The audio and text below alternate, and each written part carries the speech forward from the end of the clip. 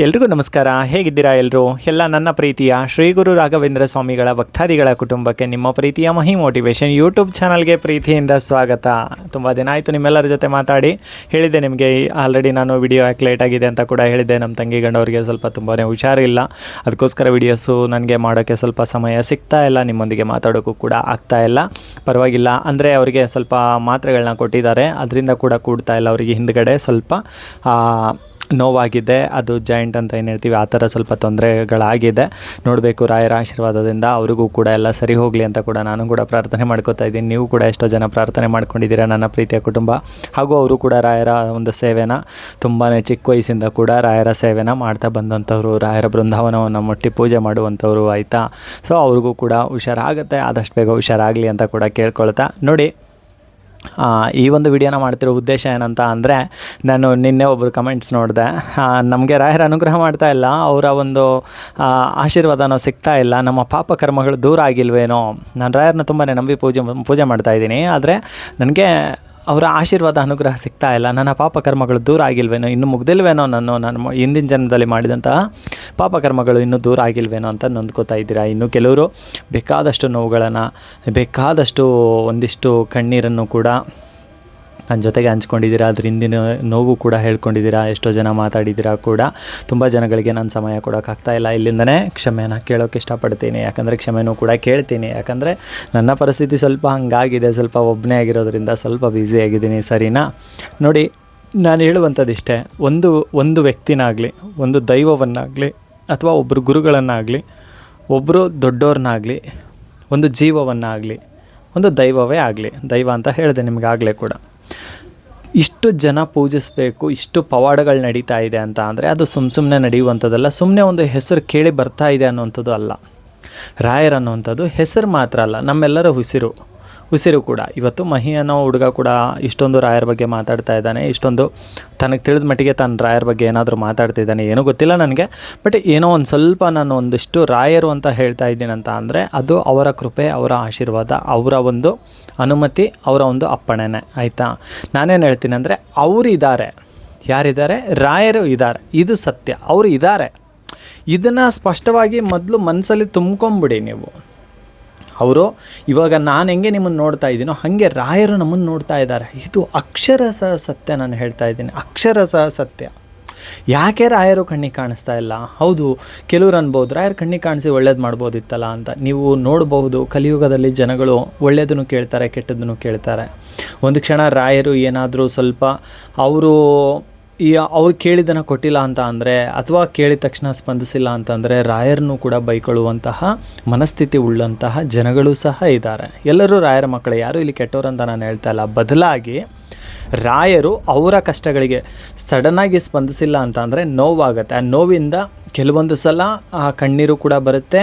ಇನ್ನು ಕೆಲವರು ಅಂದರೆ ನೀವು ಎಲ್ಲರೂ ಕೂಡ ಆಲ್ಮೋಸ್ಟ್ ರಾಯರ ಪಾದವನ್ನು ಹಿಡಿದ ಮೇಲೆ ಖಂಡಿತ ಒಂದು ಒಳ್ಳೆ ದಾರಿಗೆ ರಾಯರ ತಂದೆ ತರ್ತಾರೆ. ನಾವಾಗಲಿ ನೀವಾಗಲಿ ಯಾರೇ ಆಗಿರಲಿ ಒಂದು ಒಳ್ಳೆ ದಾರಿಗೆ ರಾಯರ ತಂದೆ ತರ್ತಾರೆ. ಬದಲಾಗಿ ನಾನು ಹೇಳ್ತಿರ್ತಕ್ಕಂಥದ್ದು ಏನಂತ ಅಂದರೆ, ಇನ್ನೂ ಒಂದು ವರ್ಗ ಅನ್ನೋದು ಇರುತ್ತೆ, ಕೇಳೋದು ಕೇಳ್ತಾರೆ, ಕೇಳದಿರೋದು ಕೇಳ್ತಾರೆ. ಅಂಥವಕ್ಕೆ ರಾಯರು ಸ್ಪಂದಿಸಲ್ಲ. ಅದೇ ಒಂದು ಅರ್ಥ ಮಾಡ್ಕೊಳ್ಳಿ. ರಾಯರ ಕಣ್ಣಿಗೆ ಕಾಣಿಸ್ತಾ ಇದ್ರು, ಮಂತ್ರಾಲಯದಲ್ಲಿ ರಾಯರು ಕೂತ್ಕೊಂಡಿದ್ರು, ಸಾಕ್ಷಾತ್ ರಾಯರು ಕೂತ್ಕೊಂಡಿದ್ರು, ಈಗಲೂ ಕೂಡ ಇದ್ದಾರೆ.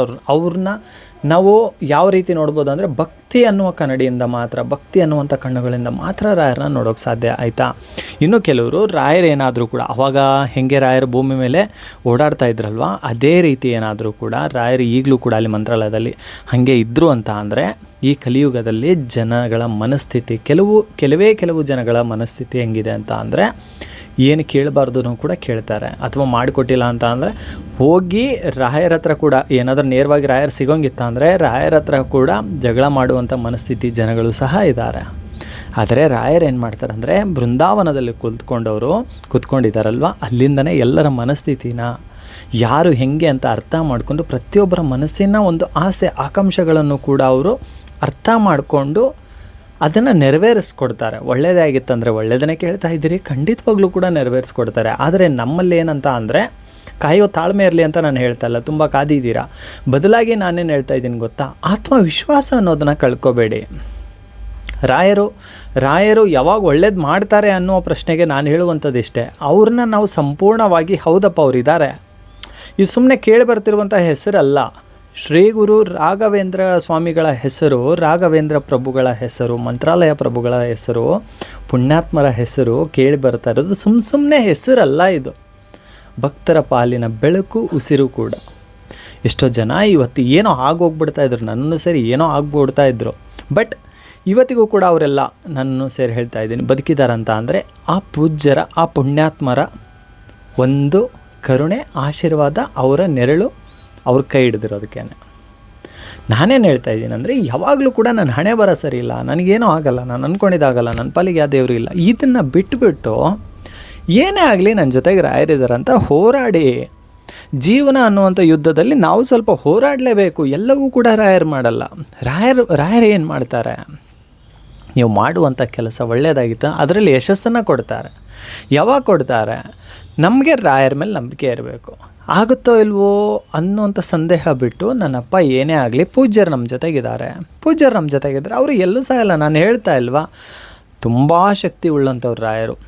ನೀವು ಅನ್ಬೋದು ತುಂಬ ಜನ ಭಕ್ತರಿದ್ದಾರೆ, ರಾಯರು ನಮ್ಮನ್ನು ಯಾವಾಗ ನೋಡ್ತಾರೆ ಅಂತ ನಮ್ಗೆ ಹೆಂಗೆ ಗೊತ್ತಾಗುತ್ತೆ ಅಂತ. ಪ್ರತಿ ಕ್ಷಣ ಎಲ್ಲ ಭಕ್ತಾದಿಗಳನ್ನು ನೋಡುವಂತಹ ಒಂದು ಶಕ್ತಿ ರಾಯರಿಗಿದೆ. ಯಾಕಂದರೆ ಮುಕ್ಕೋಟಿ ದೇವಾನುದೇವತೆಗಳು ಸಹ ಇಷ್ಟಪಟ್ಟಂಥ ಒಂದು ಮಗು ರಾಯರು. ಮುಕ್ಕೋಟಿ ದೇವಾನುದೇವತೆಗಳು ಕೂಡ ರಾಯರನ್ನ ಒಂದು ಪುಟ್ಟ ಮಗು ಥರ ನೋಡ್ತಾರೆ. ನಮ್ಮನ್ನು ರಾಯರು ಹೆಂಗೆ ನೋಡ್ತಾರೋ ಆ ರೀತಿ ರಾಯರನ್ನು ಎಲ್ಲ ದೇವರುಗಳು ನೋಡ್ತಾರೆ. ಯಾಕಂದರೆ ಅವರು ಮಾಡುವಂತಹ ಸೇವೆ, ಅವರು ಮಾಡುವಂತಹ ಒಂದಿಷ್ಟು ಭಕ್ತಿ ಕಾರ್ಯಕ್ರಮಗಳು, ಅವರು ತೋರಿಸುವಂತಹ ದಾರಿ, ಕಲಿಯುಗದಲ್ಲಿ ಮಾನವರಿಗೆ ಈ ದಾರಿಲಿ ಹೋಗಿ ಅಂತ ಸರಿಪಡಿಸ್ತಾರಲ್ಲ, ಅವರು ನಡೆದು ಬಂದಂತಹ ದಾರಿ ಅವರ ಒಂದು ವ್ಯಕ್ತಿತ್ವ ಅಂಥದ್ದು. ಹಾಗಾಗಿ ದೇವರ ಮನಸ್ಸನ್ನೇ ಗೆದ್ದಂಥವರು ನಮ್ಮ ರಾಯರು. ಅವರನ್ನು ನಾವು ಸಾಕ್ಷಾತ್ ಇದ್ದಾರೆ ಅವರು, ಎಲ್ಲೂ ಸಹ ಹೋಗಿಲ್ಲ. ನಾನು ಯಾವಾಗಲೂ ಹೇಳ್ತೀನಿ, ಈ ಮಾತುಗಳನ್ನು ಸಹ ಅವ್ರು ಕೇಳಿಸ್ಕೊತಾ ಇದ್ದಾರೆ. ಗುರು ರಾಘವೇಂದ್ರ ಪ್ರಭುಗಳು ಈ ಮಾತುಗಳನ್ನು ಸಹ ಅವ್ರು ಕೇಳಿಸ್ಕೊತಾ ಇದ್ದಾರೆ. ಅವರು ಇದಾರಪ್ಪ, ನಾನು ಏನೇ ಮಾಡ್ತಾ ಇದ್ದೀನಲ್ಲ, ಒಂದು ಒಳ್ಳೇದಕ್ಕೆ ಕೈ ಹಾಕಿದ್ದೇನೆ ಅಂದರೆ ಹೆದರಬೇಡಿ. ನಾನು ಹೇಳೋದಿಷ್ಟೇ, ನೀವು ಮಾಡೋದು ಒಳ್ಳೇದಾಗಿತ್ತಂದರೆ ಯಾರು ಏನೇ ನಿಮಗೆ ಅಡ್ಡಾದರೂ ಕೂಡ, ಏನೇ ನಿಮಗೆ ಒಂದು ಕಲ್ಲು ಹಾಕುವಂಥ ಪ್ರಯತ್ನ ಪಟ್ಟರೂ ಕೂಡ ಒಂದು ಹಿಂದೆಜ್ಜೆ ಅನ್ನೋದನ್ನು ಯಾವತ್ತೂ ಕೂಡ ಇಡಬೇಡಿ. ಇಷ್ಟೊತ್ತು ಕರೆಂಟ್ ಹೋಗಿತ್ತು, ಕರೆಂಟ್ ಬಂತು, ನಿಮಗೆ ಗೊತ್ತಾಯ್ತು ಅಂತ ಅಂದ್ಕೊತೀನಿ. ಸ್ವಲ್ಪ ಲೈಟ್ ಕೂಡ ಬೇರೆ ಥರ ಆಯಿತು, ಆಯಿತಾ. ನೋಡಿ, ನಾನೇನು ಹೇಳ್ತೀನಿ ಅಂದರೆ ಹಿಂದೆಜ್ಜೆ ಇಡಬೇಡಿ. ಮಾಡೋ ಕೆಲಸ ಒಳ್ಳೆಯದಾಗಿತ್ತಂದರೆ ಆತ್ಮವಿಶ್ವಾಸ ಅನ್ನೋದನ್ನು ಯಾಕೆ ಕಳ್ಕೊತೀರಾ ನೋಡಿ, ಮತ್ತೊಮ್ಮೆ ಹೇಳ್ತಾ ಇದ್ದೀನಿ, ರಾಯರ ಅನ್ನೋಂಥದ್ದು ಬರೀ ಕೇಳಿ ಬರ್ತಿರುವಂಥ ಹೆಸರಲ್ಲ ಸ್ವಾಮಿ. ಅದು ಸುಮ್ಮನೆ ಕೇಳಿ ಬರ್ತಾ ಇರುವಂಥ ಹೆಸರಲ್ಲ, ಅದು ಆ ಪೂಜ್ಯರಿದ್ದಾರೆ ಈ ಕಲಿಯುಗದಲ್ಲಿ. ನಾನು ಹೇಳ್ತಾ ಇದ್ದೀನಲ್ಲ, ಅವರಂಥ ಪೂಜ್ಯರು ನಮಗೆ ಸಿಗೋಕ್ಕೆ ನಾವು ಎಷ್ಟು ಜನ್ಮ ಒಂದು ಪುಣ್ಯ ಮಾಡಿದ್ವೋ ಏನೋ ಗೊತ್ತಿಲ್ಲ. ಸುಮ್ಮನೆ ಎಲ್ರಿಗೂ ಸಹ ಅವರು ಅಷ್ಟು ಏನಂದರೆ ರಾಯರು ಅಂತ ಹೇಳಬೇಕಂದ್ರೂ ಕೂಡ ಅವ್ರ ಅಪ್ಪಣೆ ಬೇಕು. ರಾಯರು ಅಂತ ಅವರ ಒಂದು ಹೆಸರನ್ನು ಹೇಳಬೇಕು, ರಾಯರೇ ಅಂತ ನಾವು ಕರಿಬೇಕು. ಶ್ರೀ ಗುರು ರಾಘವೇಂದ್ರ ಅಂತ ಅನ್ಬೇಕಂದ್ರೂ ಕೂಡ, ನನ್ನಪ್ಪ ಅಂತ ಕರಿಬೇಕಂದ್ರೂ ಕೂಡ ಪ್ರೀತಿಯಿಂದ ಅವರ ಒಂದು ಆಶೀರ್ವಾದ ಬೇಕು.